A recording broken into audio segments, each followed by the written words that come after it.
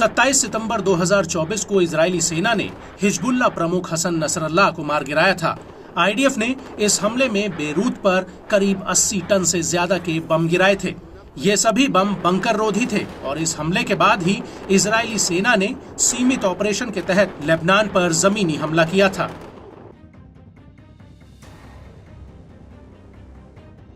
और उसके बाद से ही इजरायली सेना दक्षिणी लेबनान के बॉर्डर वाले गांवों को घेर कर खड़ी हुई है। आईडीएफ लगातार हिजबुल्लाह के लड़ाकों को ढूंढ रही है ताकि उन्हें नष्ट किया जा सके। लेकिन इस सब के बीच हिजबुल्लाह चुप नहीं बैठा, बल्कि उसने 3 अक्टूबर 2024 को आईडीएफ के ऊपर एक बहुत बड़ा जवाबी हमला किया।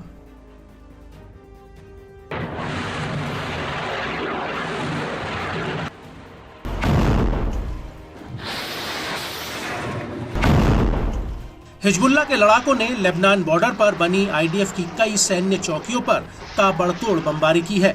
हिजबुल्लाह का कहना है कि उसके लड़ाकों ने देर रात करीब 1 बजे हनीता साइट पर आईडीएफ के जमावड़े पर गोला बारूद बरसाया और इसी दौरान मिसगांव सेटलमेंट पर भी हिजबुल्लाह ने रॉकेटों का एक जत्था फायर कर दिया।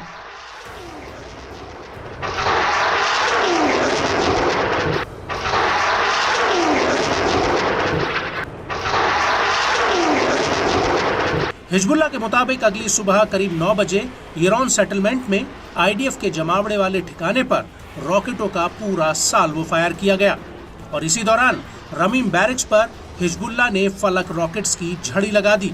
हिजबुल्लाह का दावा है कि इस हमले में आईडीएफ को तगड़ा नुकसान हुआ है और जब इजरायली सेना लेबनान के फातिमा गेट पर घुसने की कोशिश कर रही थी तब उसके ऊपर फिर से बमबारी की गई।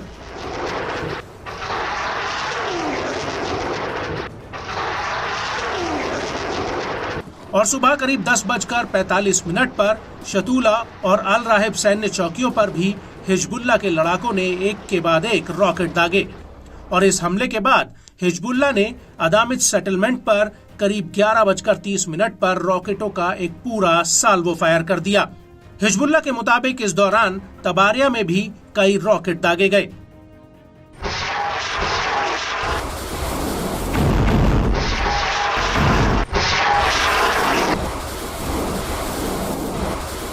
आपको बता दें कि इन हमलों के बीच हिजबुल्लाह ने गिलॉद बेस और मोसाद हेडक्वार्टर्स पर भी हमले का एक वीडियो जारी किया है।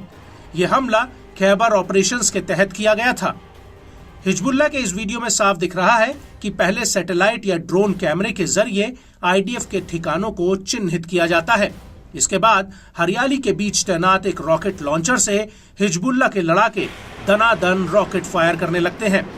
हिजबुल्लाह के इस वीडियो में साफ दिख रहा है कि कैसे ये मिसाइलें आसमान को चीरती हुई इजराइल की तरफ बढ़ती हैं।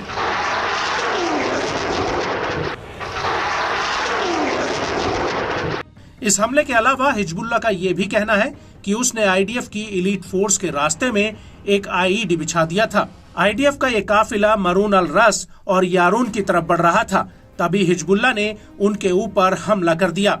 हिजबुल्लाह का कहना है कि उसने इजरायली सेना के काफिले की निगरानी करने के बाद ही उसके रास्ते में कुछ ही घंटों पहले आईईडी बिछाया था और जैसे ही इजरायली सेना यहां से गुजरी ये आईईडी ब्लास्ट हो गया।